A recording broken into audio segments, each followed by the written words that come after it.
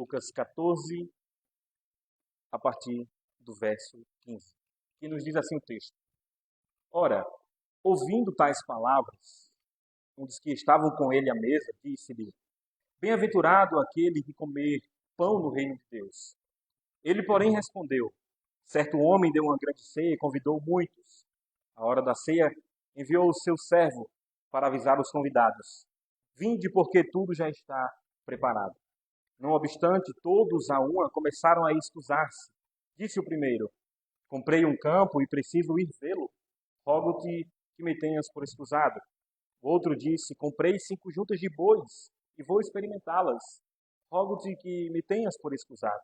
E outro disse: Casei-me e por isso não posso ir. Voltando o servo, tudo contou ao seu senhor. Então, irado, o dono da casa disse ao seu servo: Sai depressa pelas ruas e becos da cidade e traze para aqui os pobres, os aleijados, os cegos, os coxos. Depois lhe disse o servo: Senhor, feito está como mandaste, e ainda há lugar. Respondeu-lhe o Senhor: Sai pelos caminhos e atalhos, e obriga a todos a entrar, para que fique cheia a minha casa. Porque vos declaro que nenhum daqueles homens que foram convidados provará a minha ceia. Senhor Deus, nós vemos a Tua palavra, pedimos a iluminação do Espírito Santo para que possamos entendê-la adequadamente e aplicá-la corretamente às nossas vidas, ao nosso coração.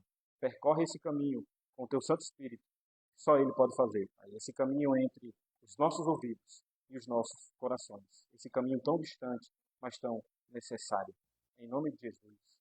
Amém.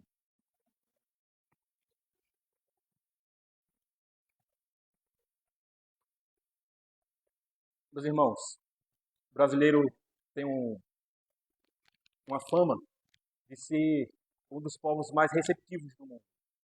Você perguntar a qualquer estrangeiro qual a característica mais marcante do brasileiro, é justamente essa receptividade, esse calor humano, como eles falam. Coisas que nós achamos até comum. Afinal de contas, nós somos brasileiros. Mas, inevitavelmente, existem situações que, mesmo sendo brasileiro, nós não queremos participar. Existem algumas festas que a gente não quer ir. Existem alguns eventos que a gente não quer ir. Mas, como todo bom brasileiro, a gente não fala logo na cara. Seria algo muito grosso, muito rude. Olha, não quero ir, não vou. Não. O estrangeiro até fala assim e a gente acha ele até um pouco grosso mesmo. O que é que nós fazemos então? Nós vamos dando desculpas. A gente vai desconversando. A gente vai marcando, a gente vai se falando. Não, vamos ver isso aí mesmo. Qualquer dia a gente marca alguma coisa. A gente sabe que no fim não vai ter nada. É só para que as aparências sejam mantidas. Ariano Suassuna é um escritor já falecido, escritor brasileiro, dramaturgo. A obra mais conhecida dele, acredito que é até do público mais popular, é o Auto da Compadecida, que depois virou aquele filme e que acredito que a maioria conhece. Ele falando uma situação em uma de suas palestras, existem várias dele, ele falando dessa situação, né, constrangedora para o estrangeiro, e ele falando que o brasileiro tem essa maneira de lidar com essas situações. E ele diz de maneira cômica que aquele que diz isso, né, a gente vai marcando, qualquer dia a gente vai, o outro que ouve isso, que escuta isso, ele sabe que quem apresentou essas desculpas está mentindo. E aí ele diz brincando, e quem mentiu sabe que o outro sabe que ele está mentindo. E aí ele fala algumas vezes isso, num tom cômico, ele era bem engraçado, mas no geral o que é que ele está dizendo? O que é que ele está resumindo ali? Existe um teatro para que as aparências sejam mantidas. Todo mundo sai ganhando. Nosso texto, ele também fala de um convite, também fala de um evento, fala de desculpas que foram apresentadas. Então vamos entender o que estava acontecendo aqui nesse momento. O texto lido é uma parábola, se encontra no livro sinótico de Lucas. Tem esse nome sinótico porque você vai pegar o livro de Lucas, o livro de Mateus e o livro de Marcos, e eles apresentam basicamente a mesma linha de narrativa, com poucas diferenças. No geral, você vai ter conteúdos em Mateus e em Marcos, e às vezes não tem em Lucas. E às vezes ocorre o contrário, às vezes tem em Marcos e Lucas e às vezes não tem em Mateus. Mas quase nunca você vai ter um conteúdo ali que não está pelo menos em 2.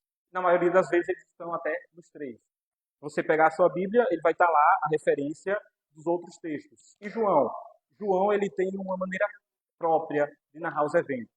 Ele focou em alguns outros milagres de Cristo. E esses três evangelhos focaram quase que na mesma coisa, trazendo um aspecto diferente, mas não tão diferente quanto João. Por isso que são chamados de sinóticos, eles são parecidos. Então, essa parábola se encontra aqui no Evangelho de Lucas, e lá em Mateus, capítulo 22, existe uma parábola muito semelhante, e por conta da sua semelhança, pode nos induzir ao erro de acreditar que é a mesma parábola. No entanto, não é.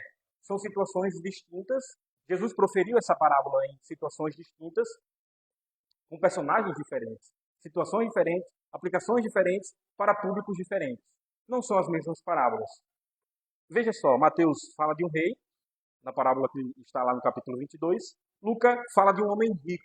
Embora ele seja muito rico, ele não é um rei. Mateus fala de um casamento, Lucas fala de um banquete particular. Mateus fala que os convidados rejeitaram o convite, Lucas fala que eles aceitaram o convite e não foram, mas que eles aceitaram. Nós veremos isso mais à frente. Mateus fala de mais um convite após a rejeição. Lucas diz que, sabendo que os convidados não iriam, logo passou para os pobres e deficientes. Mateus fala que um dos servos foi maltratado, quem sabe até assassinado, dependendo de como você interpreta esse texto. Não é o nosso foco aqui. Lucas só fala de um servo e nada ocorre com ele.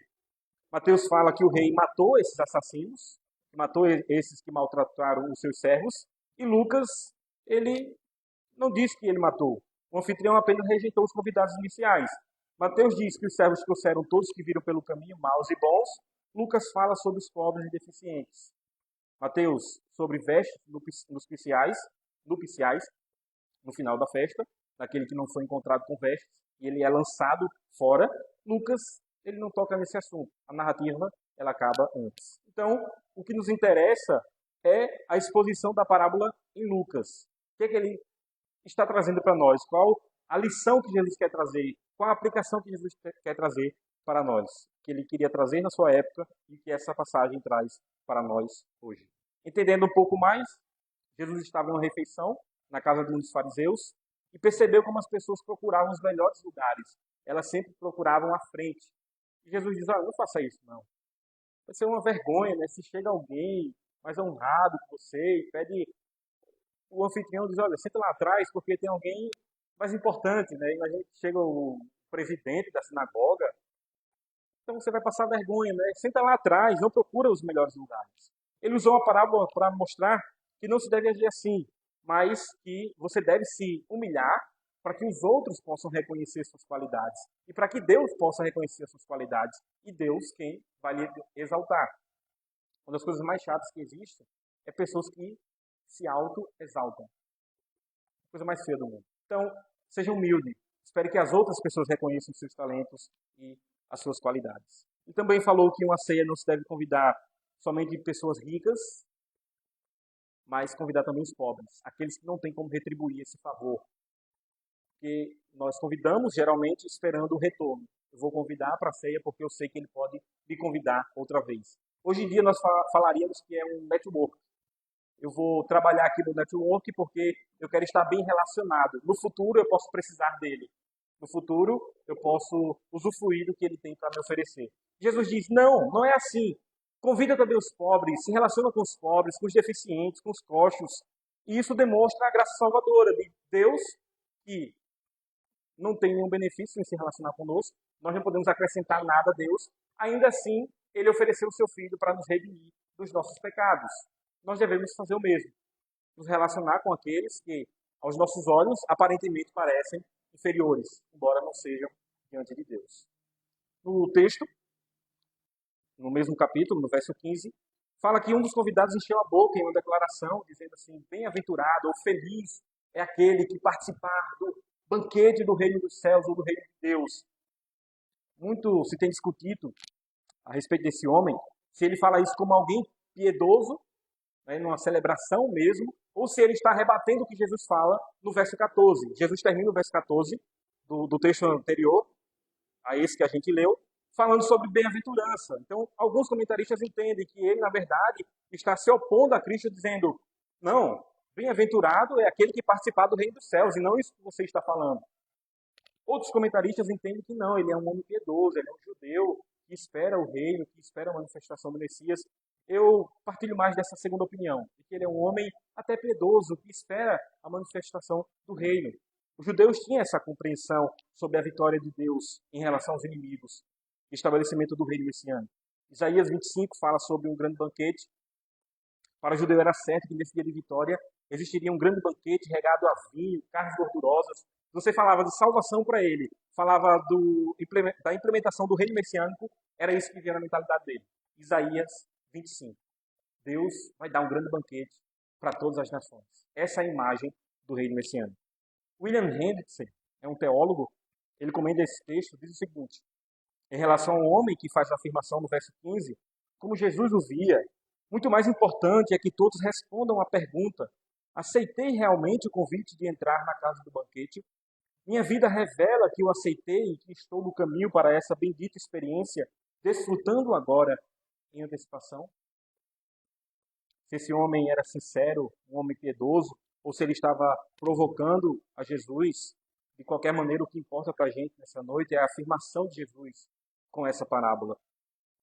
E é o que nós vamos expor nesse momento. O que devemos focar aqui é a resposta a essa afirmação, mais do que a afirmação. Porque Jesus vai responder e vai colocar o coração de todos ali no local correto.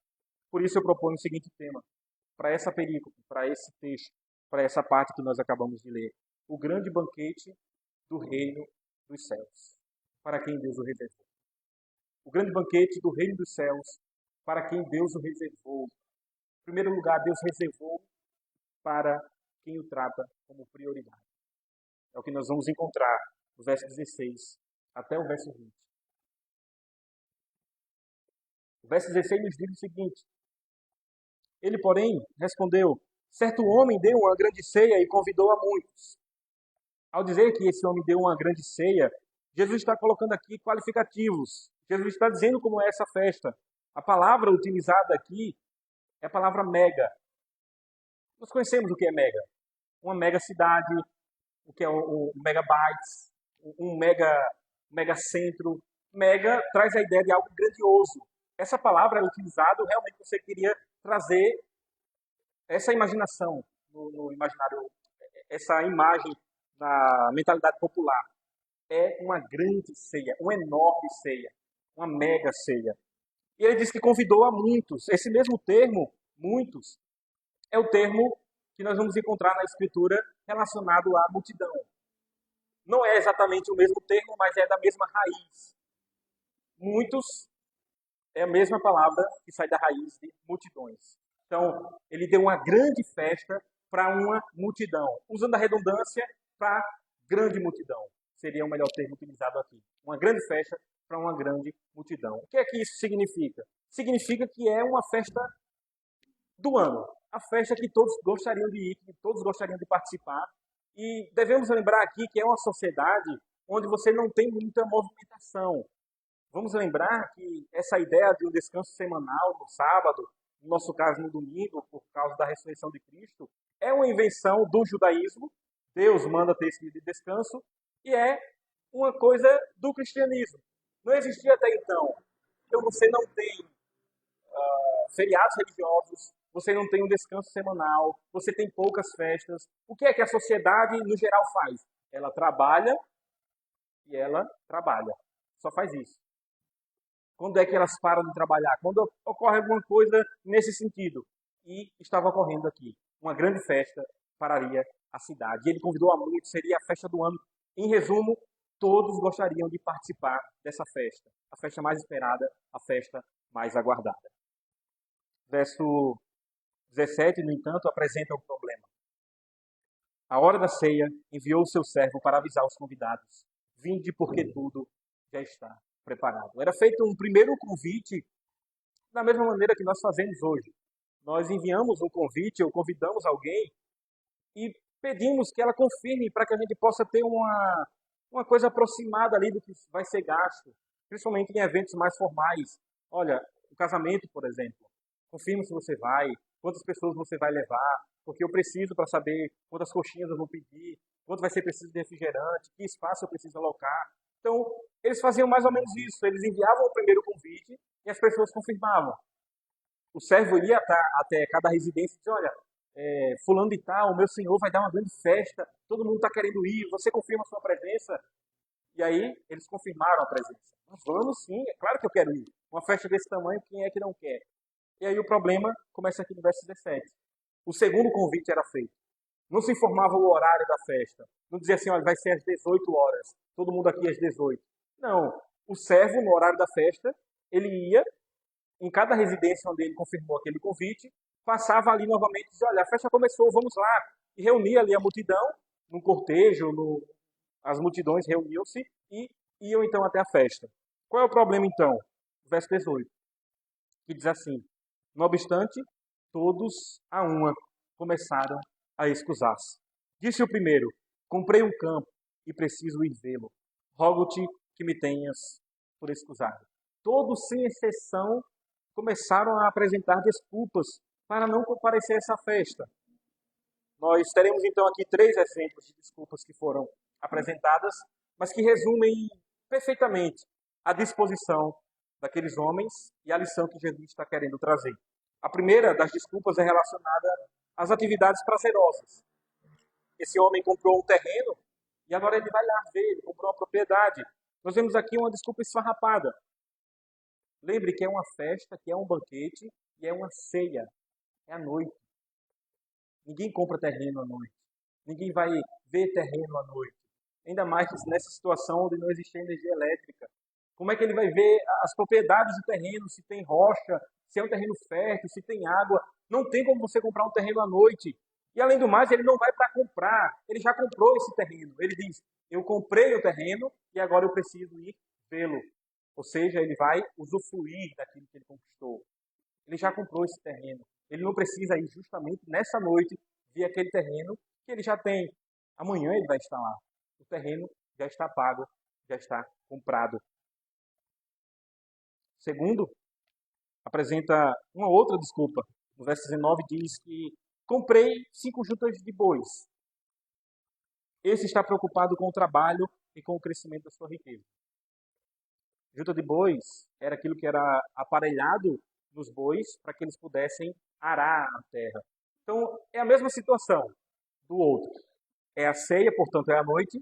Ninguém vai comprar uma junta de boi sem primeiro ver se ela está funcionando. E ele já comprou essa junta de boi. Ele pode ver amanhã. Alguém que tenha condições de comprar 5 juntas de bois, ele poderia até enviar um servo para averiguar isso. Não é a função de alguém que tem condições de comprar.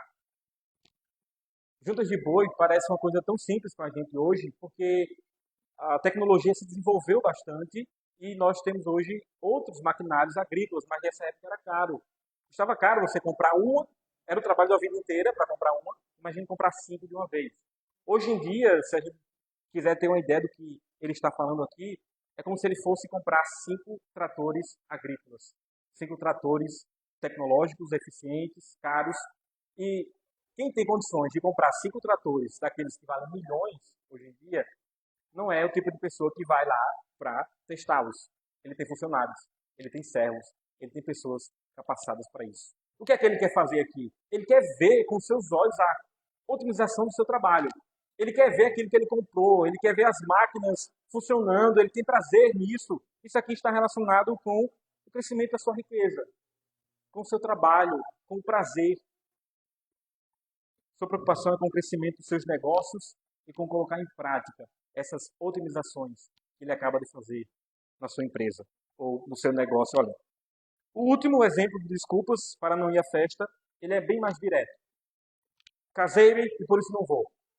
Os outros até apresentam desculpas. Diferente dos outros, esse não oferece desculpas algumas. Os outros dizem, olha, eu não posso ir, então peço desculpas, me tenha por excusado, peço desculpas a vocês, mas eu não posso ir. E aí dá desculpa esfarrapada, mas pelo menos pede desculpa. Esse outro diz, eu casei e eu não vou. Como alguém que diz, eu estou no meu direito. Comentaristas falam que, na verdade, ele está se referindo ao texto lá de Deuteronômio, capítulo 20, verso 5, que dá uma dispensa ao jovem de ir para a guerra, no caso de ele ter contraído o matrimônio. Se ele tiver casado recentemente, ele pode apresentar essa desculpa. Olha, eu não posso ir para a guerra porque eu acabei de me casar. Qual era a intenção da lei? Se ele morrer lá, vai ficar uma viúva nova. Ele não fez a esposa feliz, ele não foi feliz no seu casamento e morreu muito jovem. Então, de preferência, alguém que já tem alguns anos de casado, principalmente depois do primeiro ano de casado, para ir para a guerra. Então, os comentaristas falam sobre isso.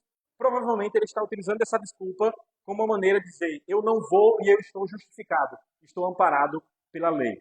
Outros falam que talvez ele esteja falando que a sua mulher não quer ir. Isso aqui não cabe, principalmente para essa época. A mulher ela não tinha essa autoridade sobre o homem de dizer assim: você não vai para a festa. Não, se ele quisesse ir, ele leva a esposa também. Nesse contexto aqui, era exatamente assim. A reação daqueles que estavam ouvindo essa parábola de Jesus é a mesma que a nossa. O que é que tem a ver casar com não poder ir para uma festa? Uma coisa não tem nada a ver com a outra. Pelo contrário, se Deuteronômio 20, verso 5 fala sobre a responsabilidade e fala que o intento dessa lei é fazer a esposa feliz, uma festa não exclui isso.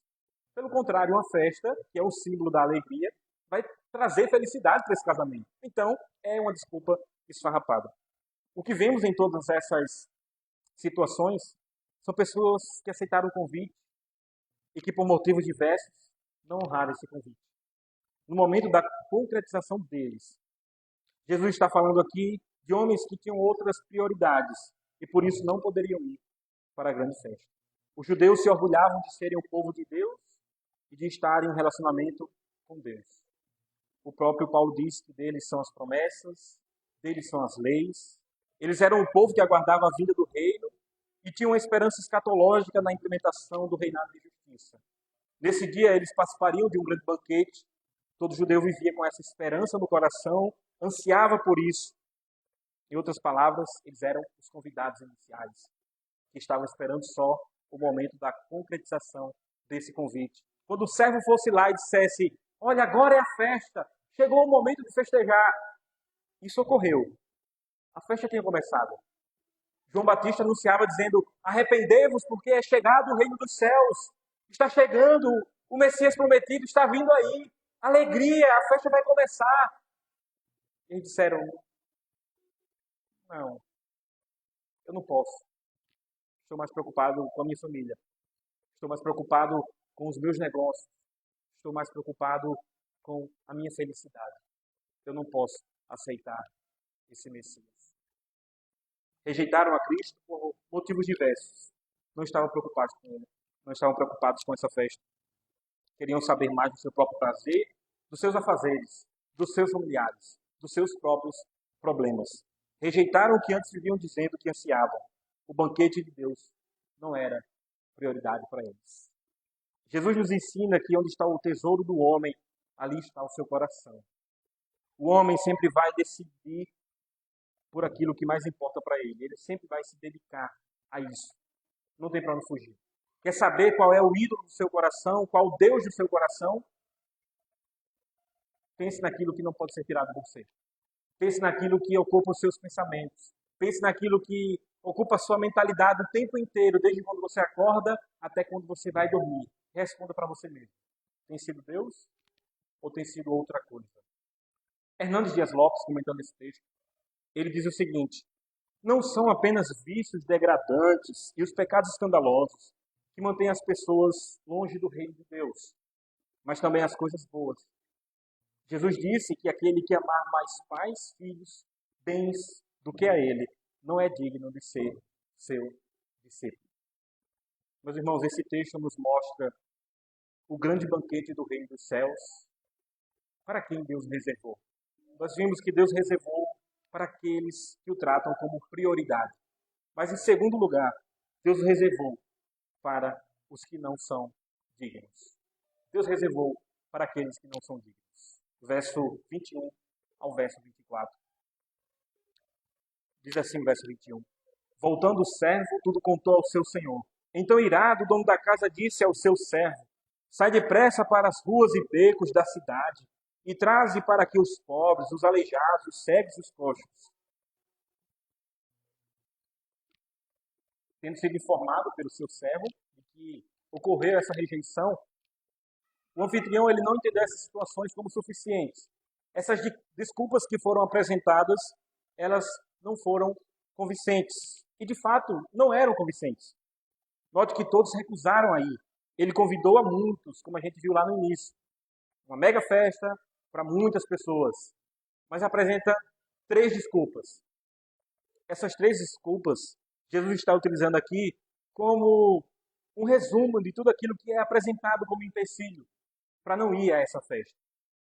Ou seja, todos rejeitaram, mas ele apresenta apenas 3. Esses 3 servem para dizer, esses são os tipos de desculpas que eles apresentam para não participar. Estão preocupados com outras coisas e não com a festa. J.C. Ryle, que é um teólogo, comentando esse texto, diz: todos apresentaram desculpas triviais. Em um ponto, todos eles estavam de acordo. Não queriam ir. Simples assim. O que fazer então? Cancelar a festa? Sofrer uma vergonha pública? Ninguém quis vir fazer o quê? Na minha generosidade, eu quis dar uma festa, quis alimentar esse povo, quis me alegrar com eles, mas eles não vieram. Paciência. Mas não é isso que o anfitrião faz. Ele tem um acesso de ira, ele fica com raiva, e com razão, ele teria um prejuízo. Ele gastou, ele convidou pessoas, ele pensou naqueles que iriam com carinho, com amor, e agora eles rejeitam depois de ter confirmado. Ele foi humilhado. Ele deu uma festa e foi humilhado diante dessa situação. Ele teve prejuízo com essas coisas. O anfitrião se daria por vencido, ele não se daria por vencido, ele queria uma grande festa e ele daria uma grande festa. Então ele faz o impensável para ela. Aquilo que é inimaginável. Ele convida pessoas marginalizadas da sociedade, que são tidas como pecadoras. Jesus faz uma conexão com a parábola anterior, onde ele falou que um banquete deve se convidar os que não têm como retribuir. São justamente os cegos, os coxos, aleijados, os deficientes, essa camada da sociedade que não traz honra e não traz prestígio algum, principalmente para essa época. Essa atitude foi uma completa obra da graça. Eles não têm como retribuir. Jesus já ensinou isso. Convida quem não tem como retribuir. Não devemos esquecer que essas pessoas eram tidas como pecadoras pelos religiosos. Os próprios discípulos de Cristo ainda carregavam um pouco desse vestígio. Senhor, quem foi que pecou? Foi ele ou foi os seus pais? Afinal de contas, se ele está nessa situação, só pode ser fruto do pecado. Jesus diz, olha, não foi nem ele, nem os pais. Foi para que a glória de Deus seja manifestada. E não é só os discípulos que têm essa mentalidade. Várias pessoas tinham essa mentalidade, principalmente os religiosos. Se ele está assim nessa situação, é porque Deus está irado contra ele, é porque ele fez alguma coisa e ele precisa ser purificado através desse sofrimento. A maioria dessas pessoas que foram convidadas aqui nesse segundo convite, elas são de fato impuras cerimonialmente. Não pegaria bem estar em uma festa com elas. Ainda mais no contexto aqui, onde as refeições eram feitas de maneira muito mais íntima do que a que nós fazemos hoje. Tem aquela imagem lá de Leonardo da Vinci, que Jesus está na mesa com os seus discípulos, uma mesa enorme, eles estão sentados e Jesus ali no centro. Está totalmente equivocada. Não era assim as refeições. Não era sobre uma mesa. Nas traduções que nós encontramos na Escritura, eles colocam mesa para que a gente possa entender, né? Uma equivalência.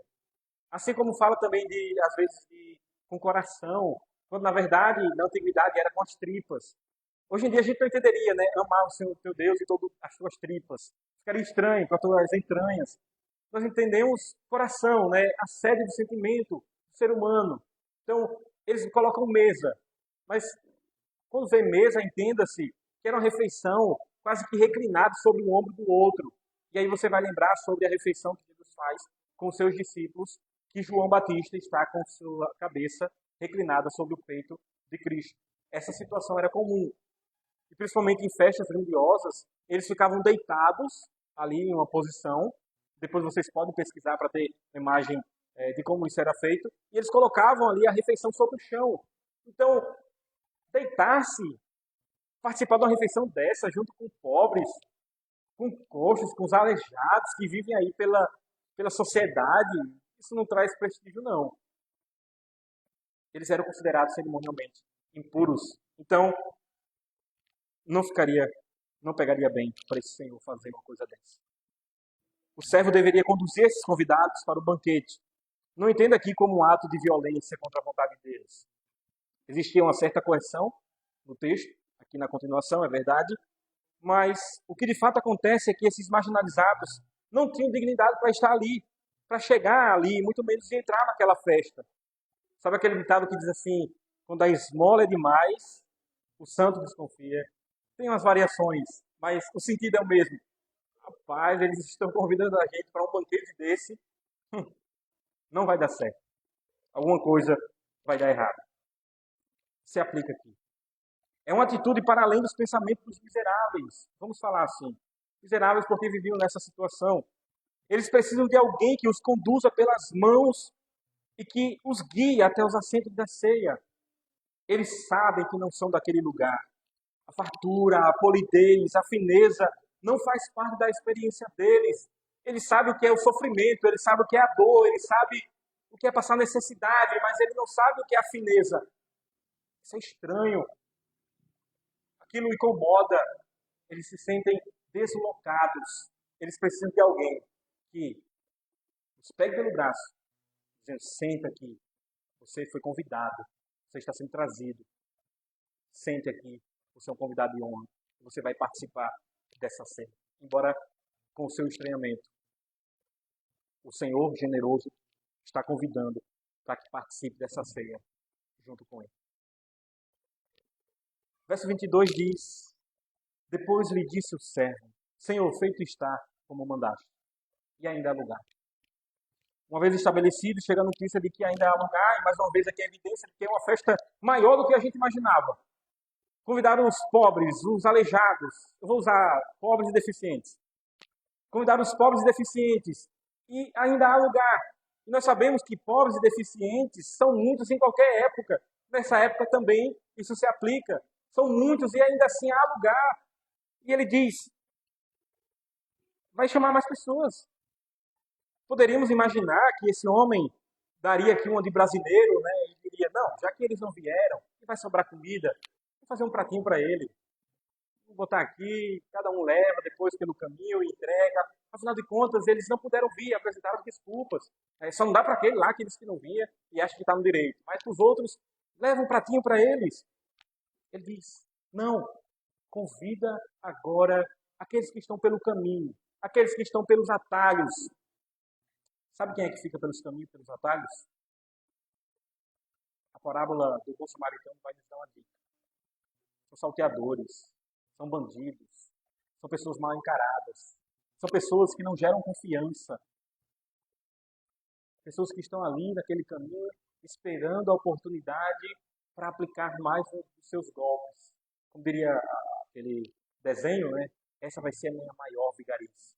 E eles ficavam exatamente nos atalhos, à espreita, esperando para ver se alguém passava ali e se ele roubava aquela pessoa ou fazia alguma maldade com aquela pessoa. E ele diz, vai para os caminhos e traz até todo mundo que está por ali. Não são os pobres e deficientes mais. Esses já foram levados. Ele está se dirigindo agora a uma camada da sociedade que geralmente nós colocamos um pé atrás. Espera aí você já quer demais. Como assim trazer agora esses homens mal encarados? Parece que não tem espaço para o tipo de festa que nós estamos acostumados. Mas ele diz, traz a todos que vocês encontrarem pelo caminho. O anfitrião faz o cúmulo do impensável aqui, trazendo essas pessoas. Verso 24, o comentarista diverge se esse verso ainda é parte da parábola, ou se é o próprio Cristo falando agora e aplicando o seu ensino. Eles estão divididos meio a meio nessa questão. É Jesus aplicando seu ensino, ou é a continuação da parábola e é o Senhor, o dono da terra, o Senhor do servo ali, que está dizendo para aquelas pessoas que não participariam da sua ceia. Eu fico com a primeira opinião, que é o próprio Cristo aplicando o seu ensino. A principal evidência aqui está na mudança do verbo e no modo do verbo. Não vou entrar em detalhes sobre isso, mas o que basta a gente saber é o seguinte, que antes o Senhor sempre estava se dirigindo ao seu servo assim: tu, servo, faz isso.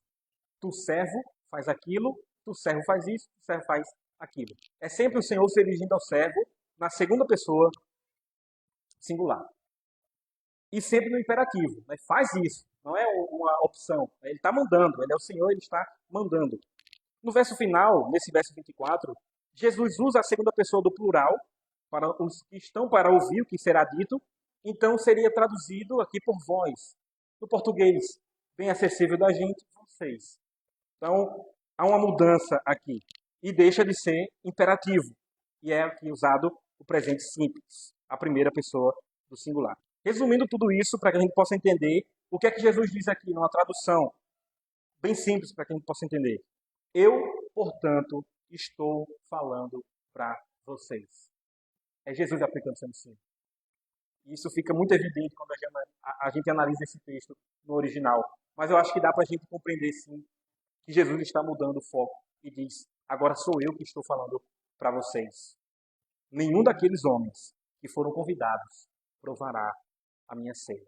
Jesus aplica o seu ensino àqueles homens que estão aqui naquela ceia, na casa do fariseu, aquele homem que levantou a pergunta, que levantou aquela exclamação, ele profere essa parábola e agora ele faz a aplicação do seu ensino falando sobre a sua própria ceia.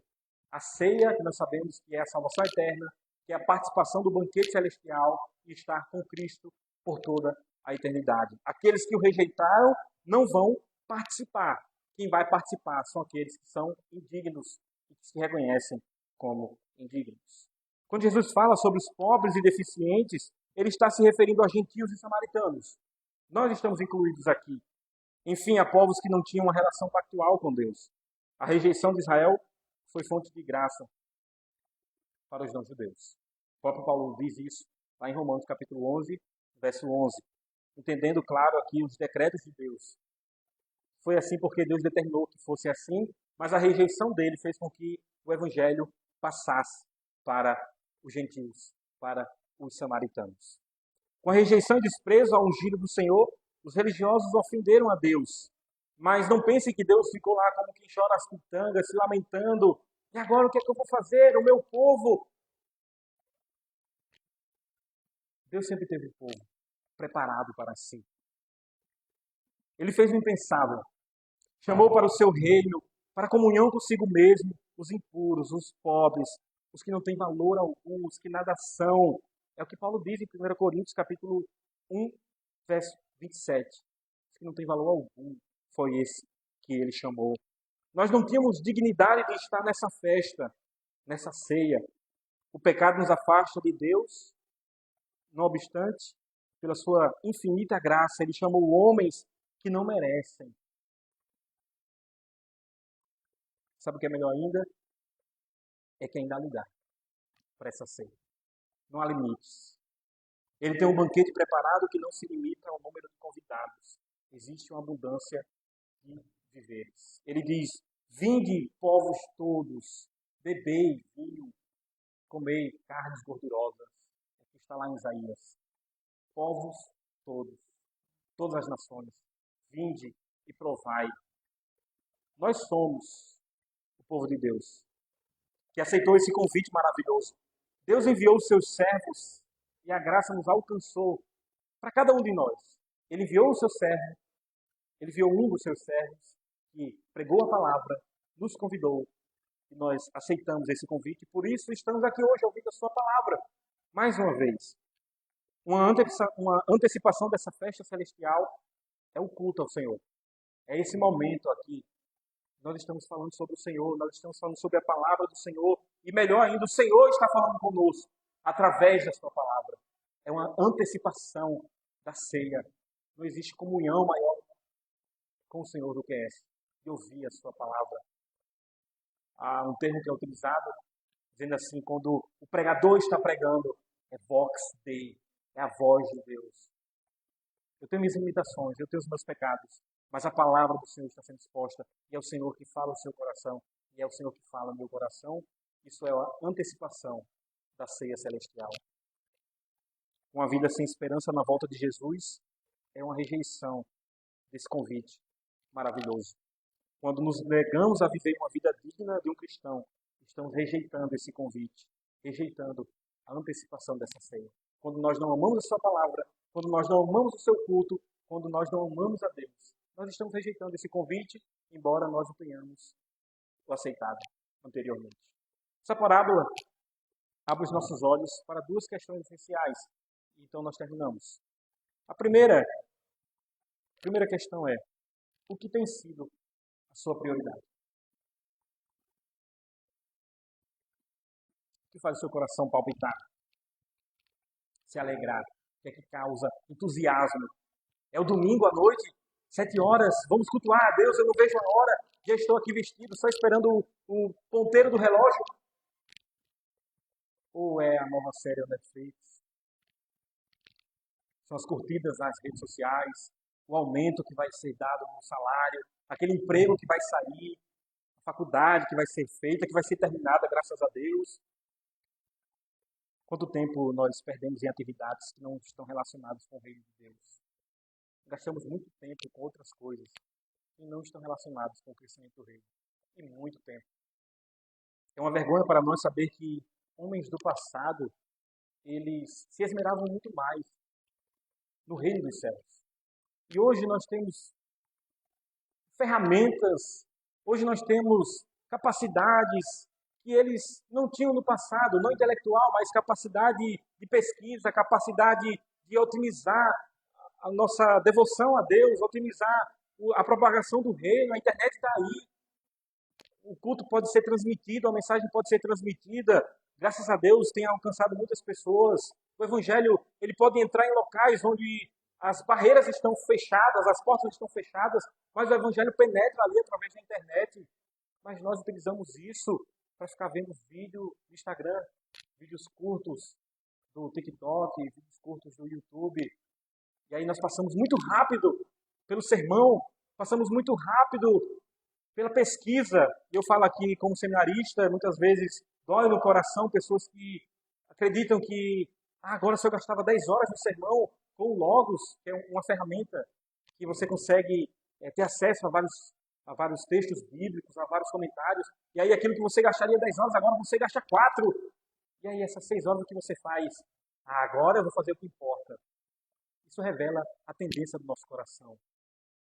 Isso não é um trabalho como qualquer outro. A palavra do Senhor não deve ser encarada assim, dessa maneira. Não, se antes eu gastava 10 e agora eu consigo em 4 fazer aquilo que eu fazia em 10, eu vou gastar mais 6 e vou fazer aquilo que eu faria em 20. Eu quero otimizar o meu serviço a Deus, eu quero me esmerar no serviço ao Senhor. Essa deve ser a mentalidade do cristão, essa deve ser a prioridade dele. Caso contrário, nós estaremos passando uma mensagem muito clara para Deus e para aqueles que estão ao nosso redor. O reino dos céus, ele é um convite que foi aceito, mas ele não é tão importante assim. Eu vou ler a Bíblia porque eu tenho que ler todo dia, já entrou no meu costume. Eu vou para o culto, senão as pessoas vão estranhar. Então eu vou lá, eu suporto durante 1h30 mais ou menos, mas depois eu vou fazer agora o que realmente importa, aquilo que realmente me deixa feliz. Não estou falando que isso é fácil. É a tendência pecaminosa do nosso coração, que nós devemos buscar em Deus alegria em servi-lo, alegria e ter prazer na sua palavra. Nós devemos orar por isso também. A segunda questão é como nós nos enxergamos. A mensagem de Jesus é que ele dá lugar, mesmo para o seu pecado, mesmo para o meu pecado. Não existe pecado tão grande que Deus não possa perdoar. Nós nos sentimos indignos diante do Senhor, dizendo: Senhor, aquele pecado que eu prometi não pecar mais, agora ele se tornou um pecado de estimação. Só falta eu colocar uma coleira nele. Tantas vezes que eu caio nesse pecado, me arrependo, confesso, depois volto. E aí nós nos sentimos indignos diante do Senhor. E eu quero dizer uma coisa: você realmente não é digno, você é indigno. E você deve se apresentar a Deus a si mesmo. Mas não ache que isso pode afastar você de Cristo. Você deve mudar de vida, sim. Você deve se arrepender dos seus pecados, sim. Mas não ache que você, por conta disso, não pode estar no banquete de Cristo, pois a sua entrada não é garantida pelos seus méritos, pelo seu esforço, porque você é muito bom. E aí nós falamos de humildade. Parabéns pelo que você fez. E aí nós falamos de humildade. Que é isso, meu irmão? E aí o coração dizendo: realmente, eu sou muito bom. Humildade não é isso. Humildade também não é se reconhecer como pecador. Humildade é você saber que você realmente é pecador, não apenas da boca para fora. Nós não falamos que somos humildes como uma forma de aparecer. Nós falamos que somos humildes porque nós realmente nos conhecemos e nos reconhecemos como indignos. Nós somos como aqueles pobres.